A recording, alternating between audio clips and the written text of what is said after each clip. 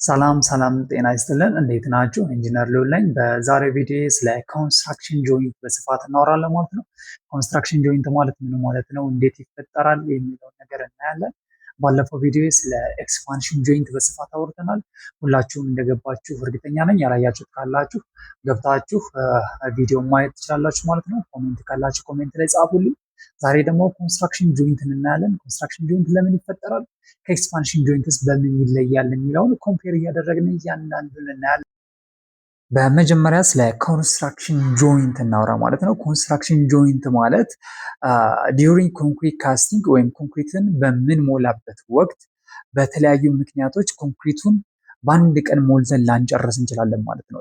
የመጀመሪያው ቀን የተወሰነ ከሞላን በኋላ ወይ የባችንግ ፕላንት መበላሸት ሊሆን ይችላል፣ ወይ የማቴሪያል ማነስ ሊሆን ይችላል። በተለያዩ ምክንያቶች በአንድ ቀን ሞኖሊቲካሊ ለመሙላት እንቸገራለን። የመጀመሪያውን ኮንክሪት ካስት ከጨረስን በኋላ አንድም ቀን ወይም ሁለት ቀንም ያድርና በሚቀጥለው ቀን ኮንክሪትን ልንጨርሰው እንመጣለን ማለት ነው። በዛ ወቅት የመጀመሪያ የሞላ ነው ኮንክሪት ምን ሆኗል ማለት ነው፣ ሃርድንድ ሆኗል ወይም ደርቆ እናገኘዋለን ማለት ነው። ከዛ የምንቀጥለው ኮንክሪት ምንድነው? ፍሬሽ ኮንክሪት ነው። ያ ፍሬሽ ኮንክሪት ከደረቀ ኮንክሪት ጋር ለመገናኘት ከባድ ነው የሚሆነው ማለት ነው። ስለዚህ በኦልድ ኮንክሪቱ ያ ማለት መጀመሪያ ቀን የሞላ ነው ኮንክሪት እና ፍሬሽ ኮንክሪት የምንለው ደግሞ ዛሬ ልንሞላ የተዘጋጀው ኮንክሪት መሀል የሚፈጠረው ጋፕ ምን ይባላል? ኮንስትራክሽን ጆይንት ይባላል ማለት ነው። እሱ ኮንስትራክሽን ጆይንት በሌላ ስሙ ምንድነው? ኮልድ ጆይንት ይባላል። ኮልድ ጆይንት የተባለበት ምክንያት ምንድነው? ኦሪጂናሊ ወይም መጀመሪያ ቀን የሞላ ነው ኮንክሪት ወይም ኦልድ ኮንክሪቱ ኬሚካሊ ሪአክቲቭ አይደለም። ይህ ማለት ምንድነው? ሃይድሬሽን ፕሮሰሱን እየቀነሰ ነው የሚመጣው ማለት ነው። ከዛ ዛሬ ልንሞላ የተዘጋጀነው ደግሞ ፍሬሽ ኮንክሪት ነው። ፍሬሽ ኮንክሪት ማለት ደግሞ አክቲቭ ነው፣ ሃይድሬሽኑ ገና እየጀመረ ነው። የተለያየ ዞን ላይ ነው ያሉት ማለት ነው።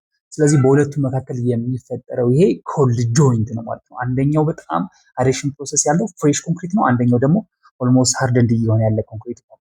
የሚፈጠረው ጆይንት እንደ መጀመሪያው እንደ ኦሪጂናሊ ሞኖሊቲካሊ እንደ መሙላት አይሆንም።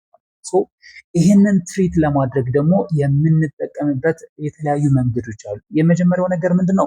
ኦልድ ኮንክሪቱን ስናቆም ራፍ ሰርፌስ ፈጥረን ብናቆመው የተሻለ ነው ማለት ነው፣ ለቦንዴጅ እንዲጠቅመው። ሁለተኛ ደግሞ ኬሚካል አዲቲቭ ኬሚካሎች አሉ። ይህንን ቦንድ የሚጨምረው በኦልድ እና በፍሬሽ ኮንክሪቱ መሀል ያለውን ቦንድ ለመጨመር የምንጠቀማቸው አድሚክስቸሮች አሉ ማለት ነው። እሱም በመጠቀም እንዳንድ እንዲያደርግ እንጥራለን ማለት ነው። እስኪ አሁን ደግሞ ልዩነታቸውን የኮንስትራክሽን ጆይንት እና የኤክስፓንሽን ጆይንት ልዩነታቸው ምንድን ነው የሚለውን ነገር ለማየት ነው። ትልቁ ልዩነታቸው ምንድነው? ኤክስፓንሽን ጆይንት አክት የሚያደርገው ኢንዲፔንዳንትሊ ነው። ቢትዊን ጆይንትስ ያለው ኤሌመንት ኢንዲፔንዳንትሊ ራስን ችሎ ነው አክት የሚያደርገው ማለት ነው። ግን ኮንስትራክሽን ጆይንት ላይ ስንመጣ ምንድነው? እንዳንድ ሞኖሊቲካሊ ነው አክት ማድረግ ያለበት። ምክንያቱም ኦልሬዲ ከታች በብረት የተሳሰሩ ናቸው። ኮንክሪት ካስቲንጉን ብቻ ነው እንጂ ጆይንት የፈጠርነው፣ ብረቱ ግን ኦልሬዲ ምንድነው ከኦሉ ጋር የተሳሰረ ነው ማለት ነው። ስለዚህ ምንድነው መሰላችሁ እንዳንድ አክት ነው የሚያደርገው የት ኮንስትራክሽን ጆይንት ላይ።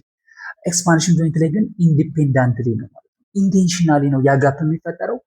ሌላኛው ምንድነው ልታስተውሉ የምፈልገው ኤክስፓንሽን ጆይንት ላይ ሁለቱ ሜምበሮች እንዳይገናኙ ነው የምንፈልገው። ለዛ ነው ኮምፕረስድ የሆነ ማቴሪያል በውስጣቸው የምናደርገው፣ ሁለቱ እንዳይገናኙ ነው የምንፈልገው። ስለዚህ ምንም አይነት አዴሲቭ አንጠቀምም ሁለቱን ለማገናኘት ማለት ነው።